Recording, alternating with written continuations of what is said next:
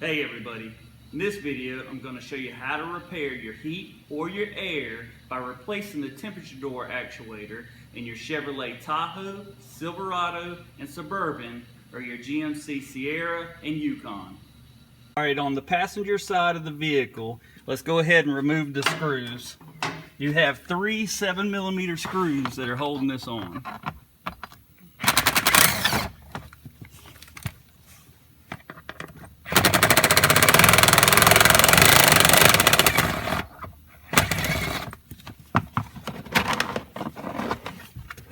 Somebody actually removed the 7mm on this side already, so we're going to go ahead and pull it out. Once you have the kick panel out of the way, the actuator that you want to replace is right here. It's an 8901 8365. I will link it into the description below, but let's go ahead and unplug it. You never want to plug the new actuator in until you have it on and it's bolted down. Going to try to give you a better picture of it, a close-up. This is the actuator that you're going to be replacing. You can see the 5.5mm screw right there. It's in a 5.5mm ratchet. Let's go ahead and remove those 2 bolts.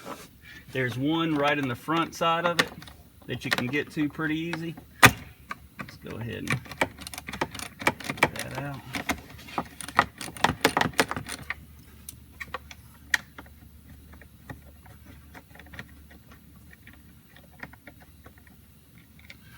The one in the back side, which is a little bit of a pain to get to. Using a small ratchet is a lot easier than a big ratchet. Recommend if you have one.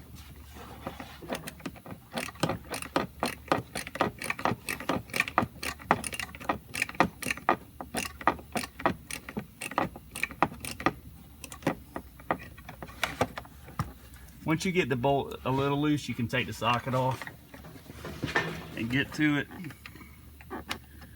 to remove it with your fingers the rest of the way.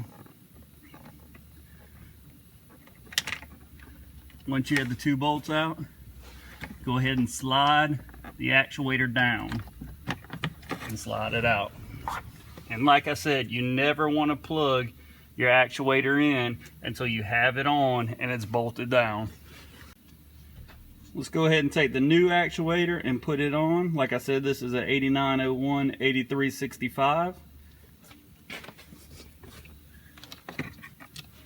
Do not plug it in until you have it on. If you plug it in before you have it on, the actuator could over travel, then it won't be any good. Go ahead and put your actuator on and start your bolt.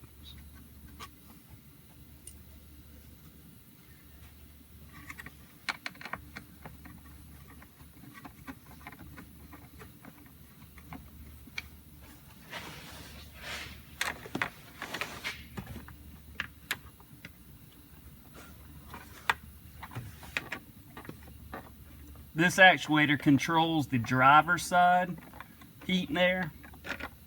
If you have dual zone, if you have single zone, it controls both the driver's side and the passenger side.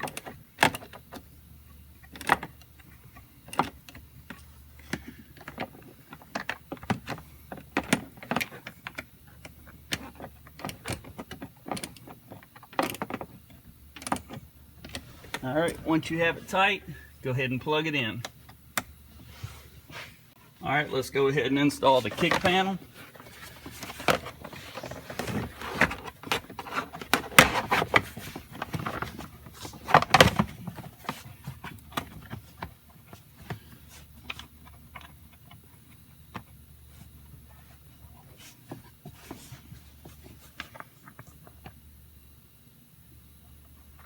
And like I said, some of them have 3. This one's actually missing it. Somebody's been in here before working on it.